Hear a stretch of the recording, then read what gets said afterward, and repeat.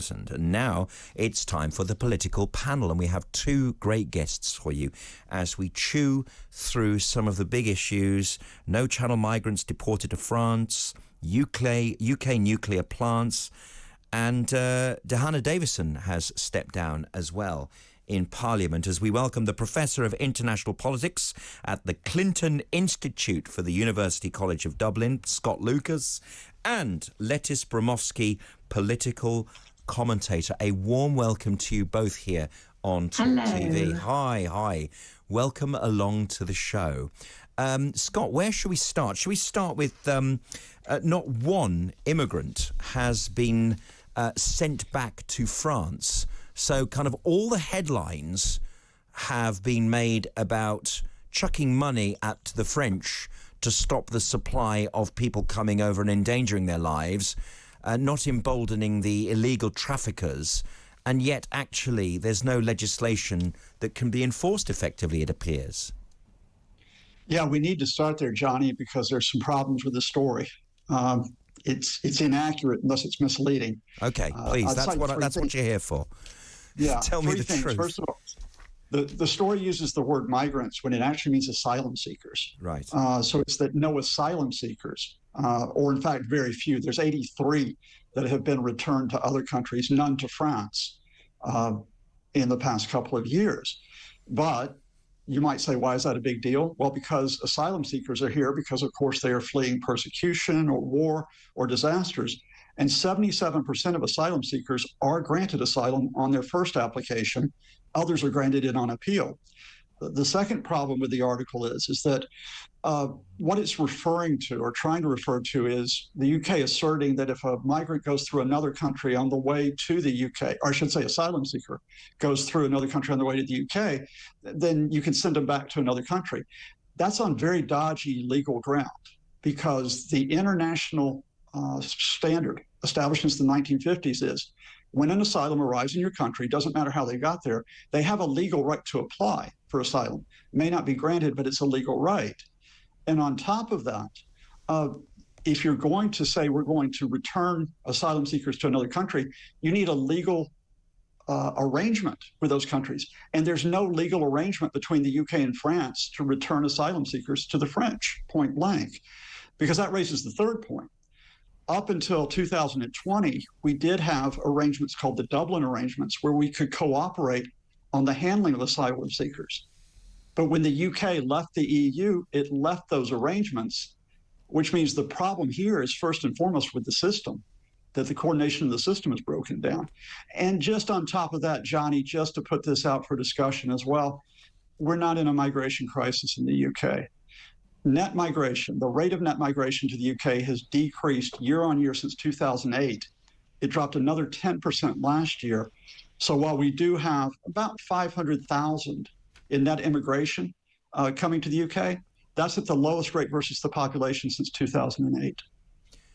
Right. Well, thank you for taking all of that into account, Scott. Lettice Bromovsky, welcome. I mean, despite what Scott says, the look of our major cities looks very different. And we are told, I think, by our media to tolerate this as the need, the desire to build our economy at the expense sometimes of people who live here in this country. Now, that was something that was not allowed to be said at all about 10 years ago, but immigration has become a much, much bigger issue as we have simply, it appears, opened our doors.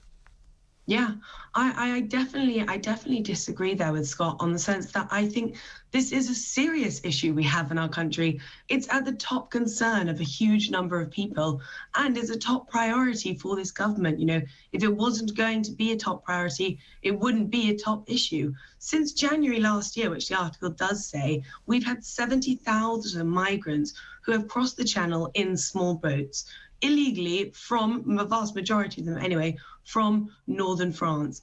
I mean, to me, this is just screaming government incompetence. And I'm utterly baffled time and again how we seem unable to do anything about this problem. I'm not anti-immigration in any way. And like you were just saying that, immigration is a great thing for this country and it's a great thing for the economy. but the illegal crossings that we're seeing, the illegal immigration, there's such high numbers of it, it's putting a huge strain on all of our services. This is from our NHS to our housing services. We were paying 10 years ago only £500 million to sort of cost of the asylum system that was there. We're now paying £2.1 billion a year to uphold our asylum system.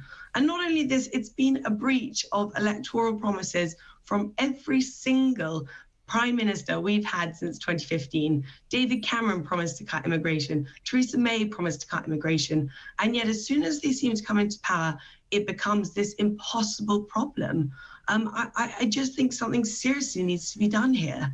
Scott, there is the political talk, but not the political will to actually deal with this. And it's set to continue because, of course, the economy needs the continued free-ish movement of people to support our public services. We are entering a high-tax environment probably for the next decade.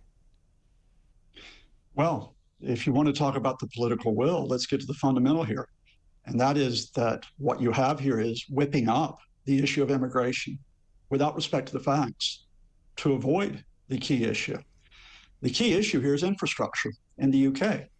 We need investment in housing. We need investment in education. We need investment in health. Now, the government, partially because it's in a very serious economic situation, partially because its priorities, isn't providing that investment. So what do? You distract the immigration. And I've got to repeat this. When you talk about the overall rate of immigration, it has not surged in the UK in recent years. If you want to talk about the specific issue of those crossing the channel, which tends to get the headlines, yes, that has increased by about 60% last year as the pandemic has eased. But put these numbers in perspective.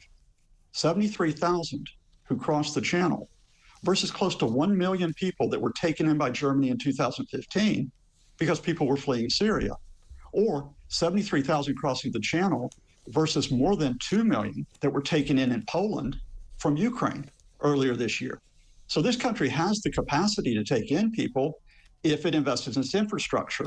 But to get it to invest in infrastructure, you've got to hold the government to account. And what they're going to do every time to you is to say, oh, housing, education, so let's look at what's happening over the channel. So that's a story that won't go away. And, there have been a lot of books written about it as well. I'm thinking of War on the West, Douglas Murray on this. Before we move on that, there is a social impact on people who feel like they're left out, who live in this country. They're this idea, this multicultural idea, Lettice, of the host culture, if you like, being eroded in favour of some kind of world culture.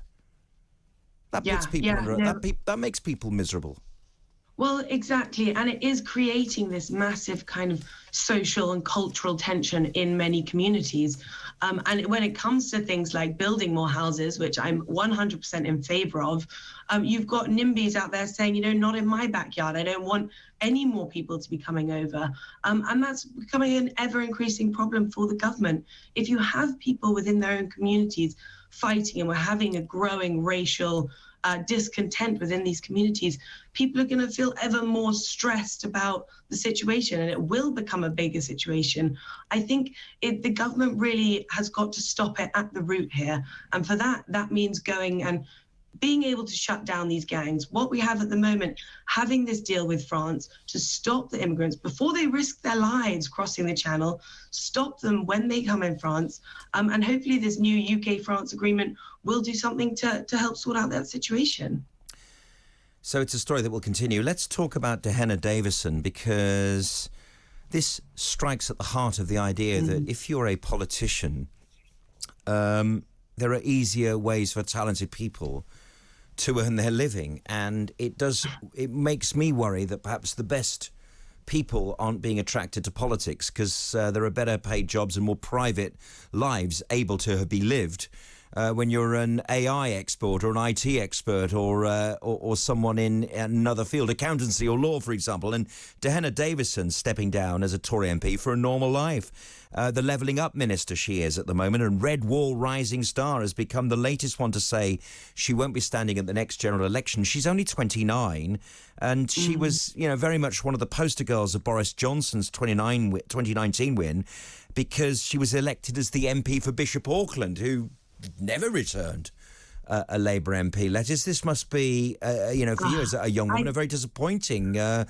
decision. Yeah. This is so tragic. This is just, the Conservative Party seem to be hemorrhaging these young, ambitious and very talented MPs. Jenna is now, I think, the 9th to say that she's not standing. Yeah. We've also had people like Chloe Smith, someone who was in the cabinet, people with very strong and established careers leaving. But I also think this is so symbolic of the sort of slow and painful downfall of the Conservative Party that we're seeing. And there was an article that came out in The Guardian, which I thought had the great title of "I'm a Tory, Get Me Out of Here." And although, quite amusing, it's just potentially very relevant to how many Conservatives will be feeling this at the time. The budget came out a few weeks ago, and it solidified for a lot of these Conservative MPs that this Conservative government is just not standing for conservatism anymore. And it's sort of morphed into this spend, borrow, tax kind of doom loop, as Rachel Reeves put it so aptly. But I also feel with Dehenna on one part, because wanting to run in Parliament and be a politician these days is an incredibly toxic environment. And it's an entirely thankless job, particularly if you are a woman.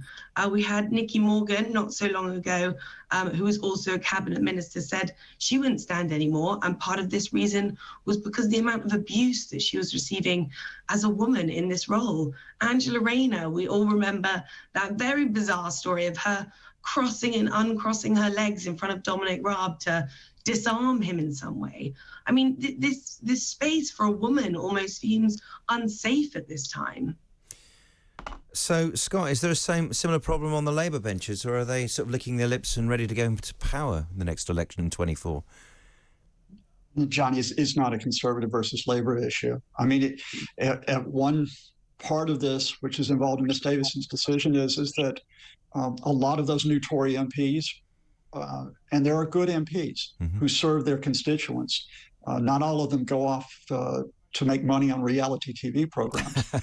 Those good MPs are going to have problems serving their constituents, because it's going to be a tough economic time over the next 12, probably 24 months. At the same time, the demands on MPs, especially you're talking about an MP representing the northern part of the UK, having to commute to London and serve in Westminster as well, they can be great. And so I absolutely respect that as a personal decision.